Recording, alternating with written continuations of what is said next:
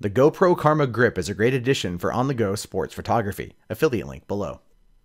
Hey, what's going on, everybody? My name is Matt Jarbo. This is the Mundane Matt channel, and I guess New York is known, at least through pop culture, as kind of having lots of Nazis. But not like your typical kind of jackbooted Heil Hitler Nazis, your food Nazis. At Seinfeld, you had the soup Nazi from back in the day, even though the show was based in New York.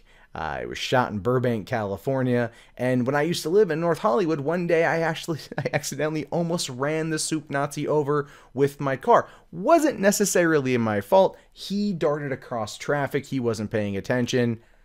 I mean, legally speaking, it still would have been my fault, but that motherfucker needs to watch his ass. But now we're getting a story coming out of New York, out of Rockaway, New York, a state park there, where the pizza Nazi was kicked out of a restaurant space for harassing patrons and hanging lewd art. Now, I know what you're thinking. Did anything he say with running a pizzeria have anything to do with gas the Jews, race war now? And the answer to that is, well, no. Nazi is not a literal term in this one. It says he was a hard ass. So it says here, the pizza Nazi of New York has finally ticked off the wrong people. Whitney Aycock. Okay, let's just stop a second. The name Whitney Aycock. You can kind of see why the dude is a dick. With a name like that, it's kind of like the Johnny Cash song, A Boy Named Sue. Right? He gets a really shitty name, so he's got to toughen up. People going to give him shit. Whitney Aycock just sounds like a pretentious East Coaster douchebag name. Sorry if you are an East Coaster.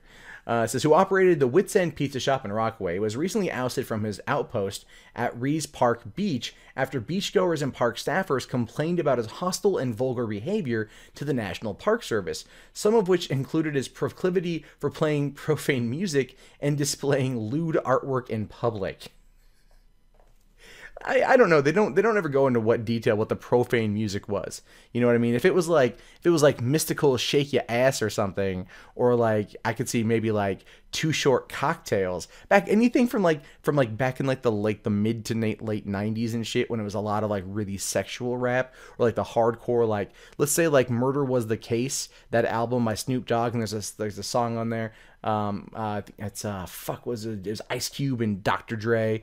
You know, there's a line, it's like, I feel like I'm busting a gut when I open you up, cause your body is exposed to the midnight mist. I mean, like that kind of violence I could understand, but nowadays it's just like, yo, I got my money and I fucked this bitch. Like, it's weak shit. It's weak sauce is what I'm talking about here. But anyway, in an eviction notice, which Aycock photographed alongside a package of hash-infused candy and posted to Instagram, the Gateway National Recreation Area described Aycock's actions as not keeping in the mission and values of the National Park Service, if the National Park Service was run by Leslie Knope. But I love the fact that he's got hash-infused lollipops right there. Kind of a fuck you. Like I said, total douchebag. Okay, but it's great to actually look at what this guy says here. So it says, as you know, we've been receiving ongoing complaints regarding Mr. Whitney Aycock's use of NPS facilities at Rees Park Beach. His activities are not keeping in the mission and values of the National Park Service. The complaints we've received include, but are not limited to, the following. And this is where it gets really funny. Saying here, complaints from park patrons regarding the playing of profanity-laced inappropriate music at Suite 1, a park patron's request to Whitney Aycock concerning the above resulted in a hostile and confrontational response. The patron's request to lower the music resulted in the music being blasted in her face. Mr. Aycock was advised of the issue, was advised that the setting was not appropriate for the type of music he was projecting, and asked to be respectful of park patrons.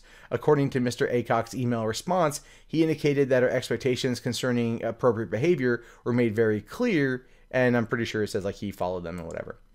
And then he goes on to say here, the complaints from park staff during a park and partner-sponsored event. During a free movie night offered on the beach in cooperation with the Central Park Film Festival and the Rockaway Arts Alliance, Mr. Aycock refused to turn down very loud music that was disruptive to the event. Mr. Aycock was advised prior to the scheduled event that all music-related activities in the vicinity of Bay 9 would have to conclude by 6:30 p.m. the evening of the event. In spite of the prior notice, Mr. Aycock refused to comply, interrupting the event organized for the community and visitors. Mr. Aycock was approached by two park staffers and asked to please turn down the music. he refused to turn down the music. The staff contemplated contacting the U.S. Park Police, but decided it would be more distracting to have a police officer address the non-compliance. Eventually, after much hand-holding and pleading, Mr. Aycock did lower the music. His disruptive, inconsiderate behavior and continued intentional non-compliance is unacceptable. I just imagine him, like, you know, in like Demolition Man, like, Mr. Aycock, you have been fined 3 credits due to blah, blah, blah. You know, like, that's kind of what it feels like to me. It's fucking hysterical. Because I've dealt with assholes like this too, really entitled assholes, and yet you have to do lots of like pleading and hand-holding to get them to do what they should have done in the first place, which was don't be a dick. During a field inspection of Mr. Aycock's leased premises, park staff identified a lewd painting on the door to his premises that faces the public beach and boardwalk. The painting was in full visibility to children, family, and other park patrons. While the painting was removed upon request, his poor judgment and imprudent behavior is unbecoming of a park operator. Now, this is the thing. I really want to know what the lewd painting was. Was it like the Mona Lisa getting gangbanged by tentacle monsters? I mean, was it, you know, like, was it Starry Night by Van Gogh, but painted in cum? I mean, like, these are things I'm curious about. Like, what is the lewd painting? We have no idea what that is. And finishing up here by saying, Mr. Aycock failed to seek park approval for the installation of a storefront sign and installed it on a historical structure without providing the park an opportunity to assess the project according to the Secretary of the Interior Standards for Historic Rehabilitation. Previously, Mr. Aycock has undertaken unauthorized work in connection with the installation of a flue pipe on the pizza oven at the leased premises. His continued lack of consultation undermines the park's mission to preserve and protect the cultural resources found at Rees Beach and can possibly result in permanent damage to the historic structure. Now, that one I understand. I do. I actually believe that's a valid complaint from, like, the Park Service. Because when you enter into an agreement for that kind of location, you are, in fact, telling them, hey, okay, I'm not going to fuck anything up. I'm going to leave this place as I found it. I'm not going to do any alterations.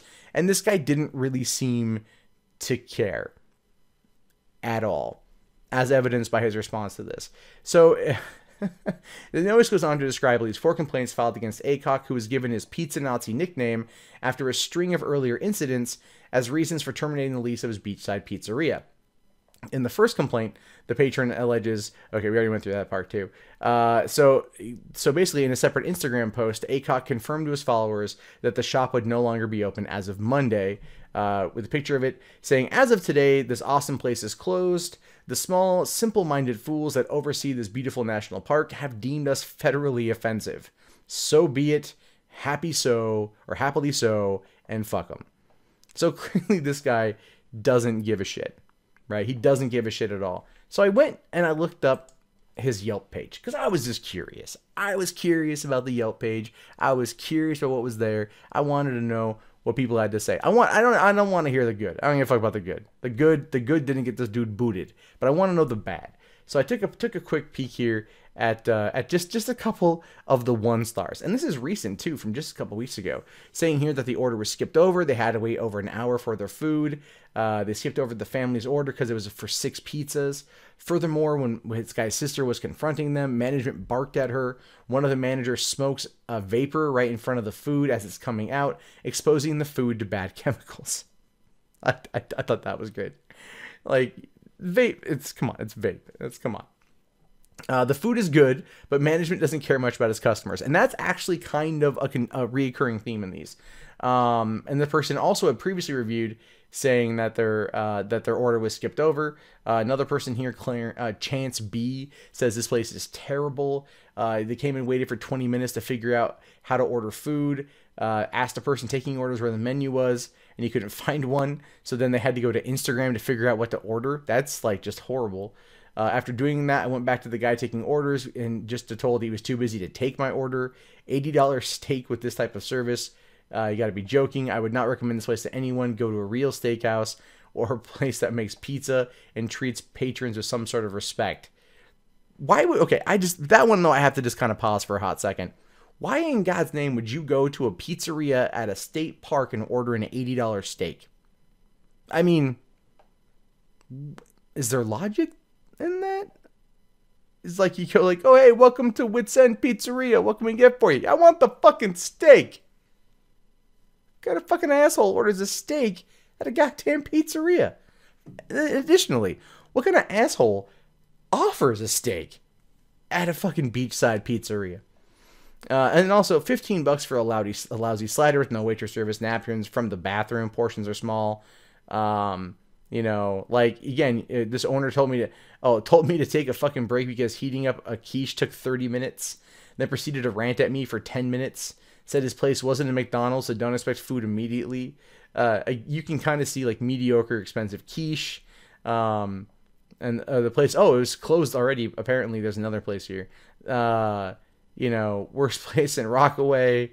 It goes through on and on and on and on and on about what the fuck is bad about Wits End Pizza and Rockaway Beach. I don't really feel bad that this dude, like, is walking away. Like, when you work at a place like that, you have to follow certain rules. The profanity laced music, I generally don't care about that. But, like, when there's kids around and it's like whatever, you know, like, fucking keep it cool and shit. Me personally, I would just have, like, my earbuds on, listening to whatever, and then, you know, have one out so I can hear somebody else when they come on up. It's just a polite thing to do. I mean, you're in the business to make money. And it might just be like he's trying to put on, like, the over-the-top, like, New Yorker attitude. Like, I don't give a fuck. Fuck you. Fuck you. I'm making pizza here. Fuck you. Like, that might be his mentality. But at the same time, it's now bit him in the ass, and he's been labeled the pizza Nazi. And as a result, he's actually now going to have the term pizza Nazi follow him around. I wouldn't be surprised if his next restaurant, or wherever he opens it up next, is not somehow have that changed into the title, because I feel like that is what ACOC's entire existence is about. Angering people enough to where you don't become famous, you become infamous. Well, guys, that wraps up this video. If you guys like what you saw, be sure to toss it a thumbs up. If you're new, hit that subscribe. Also, hit that bell so you guys can be up to date on all the videos I post every single day on this platform. My name is, of course, Matt Jarbo. This has been the Mundane Matt channel. I appreciate you guys hanging out with me. I'll talk to you later. Have yourself a great day. Peace out.